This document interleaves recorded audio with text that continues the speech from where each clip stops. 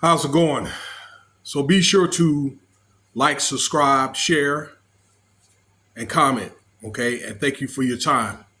How's it going tonight, everybody? I was going to make this video actually in the morning, but I didn't feel like it when I woke up in the morning. So I thought I'd make it tonight, download it so that way you can see it in the morning. All right. So let me get right into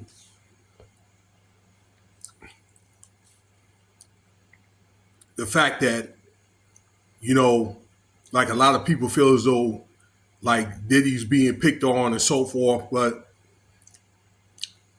I think this is a culture throughout the entertainment, even the sports world. Okay, and there's many more that's doing stuff like what I'm about to tell you, and I think you're going to hear more and more cases like this as more things are coming to light. Okay, like we're coming through these perilous this times where between these testimonies and more people coming forward, particularly like men and so forth, and social media. Okay, you know, pressure from it, and just sign of the times where guys like they're gonna have to these big wigs are gonna have to come out of pocket. And they're gonna have to account for what they've done. I mean, hey, as somebody said, 2024 is a year of exposure. So Vince McMahon, all right, and he's had controversy before. He's the owner of former owner of the WWE. He resigned in 2024, which I don't think that necessarily he resigned as the chairman, okay? But he still has significant stock in that company. All right, it's just that somebody else is the chairman. All right, so he stepped down after a lawsuit, and we're going to get into that that a little later on in this video. So I want to talk about a lawsuit that's been filed today from these five individuals in a group called the Ring Boys in Baltimore County, Maryland. Okay, it's been filed against Vince McMahon, his wife Linda, and then TKO Holdings, another guy, a mover and a shaker, about named Mel Phillips, but he's dead. Okay, him and there was four other gentlemen. Okay, that they all passed away. All right, between 2008, I believe, and 21. So this happened probably like in the 2000s, not in the late 90s, around that time frame. Okay, where Phillips and there was another guy, his last name is Grant, and there's two other guys. All right, that these guys were basically recruiters of young men to help run errands and so forth. Okay, for the WWE, whatever they needed them to do. Okay, so the lawsuit says that these men had recruited guys. They were like 12 and 13 years old. Okay, these young boys. All right, and supposedly they thought that they were probably, I don't know, get to work for the along ringside, maybe even show their talents. Okay, meet some of the stars and all that, and they probably did do that. But these children were sexually abused, okay, or SB, I'll say. I have to be careful about using that word SB or SA or SB by these men. Okay, that's what the lawsuit claims. And although those other gentlemen have passed away, Vince and his wife are vehemently denying that these acts happened. But the lawsuit said that they knew about it and didn't do anything about it. Okay, that's what the lawsuit said. And this may be a case because five boys are going to come. They're going to come forward, and they're going to tell their story with meticulous details. And that's what the lawyers of these boys is also included in the complaint. All right. Furthermore, I told you that Vince McMahon had stepped down, okay, as a CEO because he had, I believe her name was Linda Grant, I believe, had a lawsuit because allegedly Vince McMahon had defecated on top of her head. Now, Vince McMahon over the years, particularly I'd say over the last 5 years, has had a lot of complaints about him taking advantage of people, particularly like women.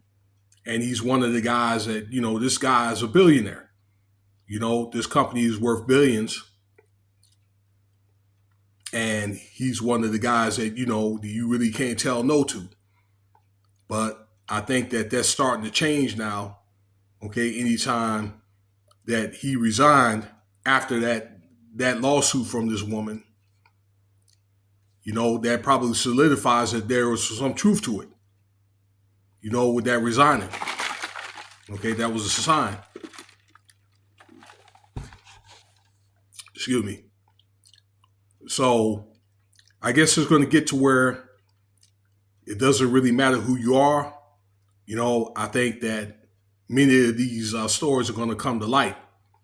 But I do think it's kind of like a play to kind of even the once again, the playing ground between Diddy and the other guy I mentioned from Abercrombie and Fitch.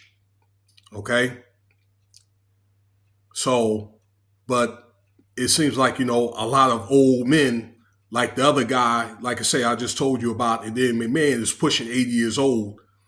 All right. Where they're pretty much got 1.5 foot in the grave or whatever. Okay. And then they want to get these guys. These old white men. Now, that's cool. All right. I think justice needs to be served. But I'm thinking, in my opinion, these lawsuits are more than likely going to be served through, settlements, and it's probably just going to go away. All right. I don't think it's a thing where the FBI is going to be, include themselves in the case. And even if he is,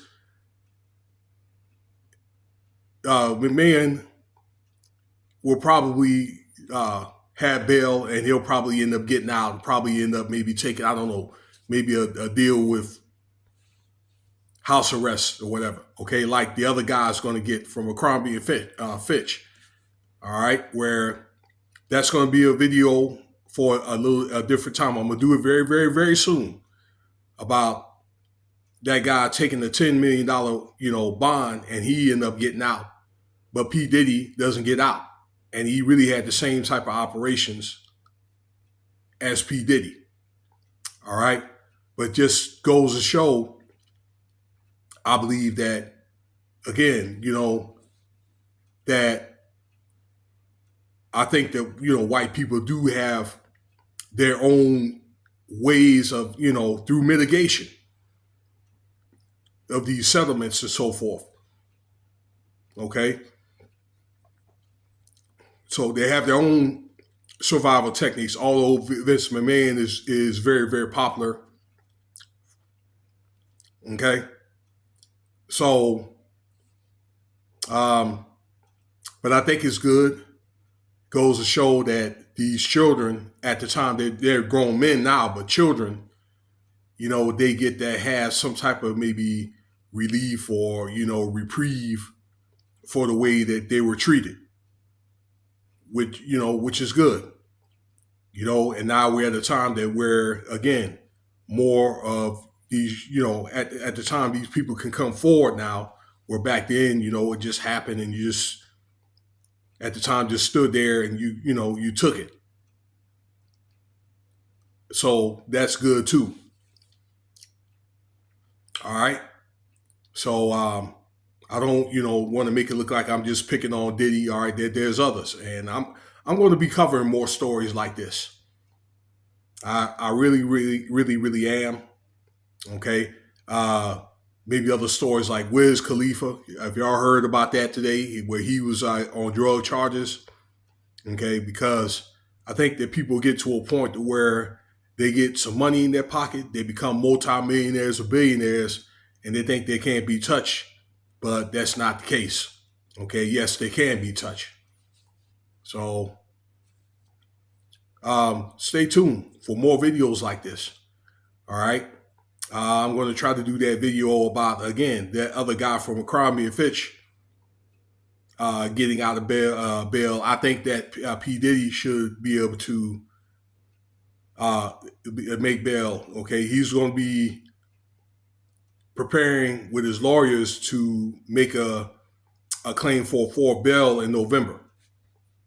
All right. Once again, stay tuned. Thank you for your time. Cash App $, Winston Spivey if you want to donate.